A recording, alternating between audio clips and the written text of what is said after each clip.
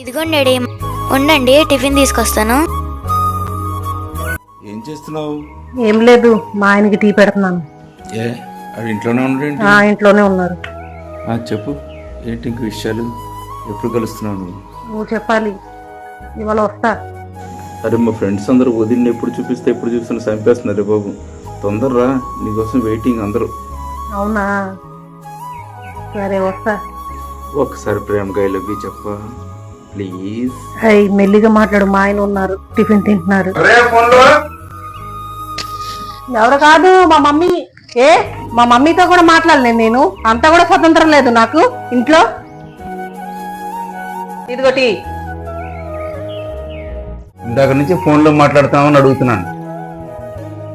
మా మమ్మీతో మాట్లాడకూడదా? అవి కూడా నీకు అడగాల? అయితే సరే గాని సాయంత్రం మా అమ్మాయిల ఇంటికి వెళ్దాం, రెడీ అవ్వు. మమ్మీ ఇంటికి నేను రాను, నాకు ఇష్టం లేదు. నాకు ఇష్టం లేదంటే నేను ఇష్టం లేదు, నేను రాను. దీని అమ్మ జీవితం ఏ జన్మలో చేసుకున్న పాపము ఇలా వెంటాడుతున్నాను.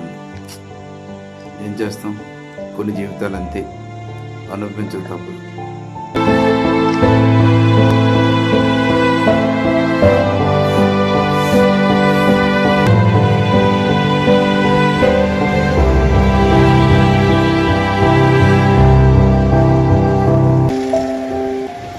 ఇది ఎందుకు ఇలా చేస్తుంది?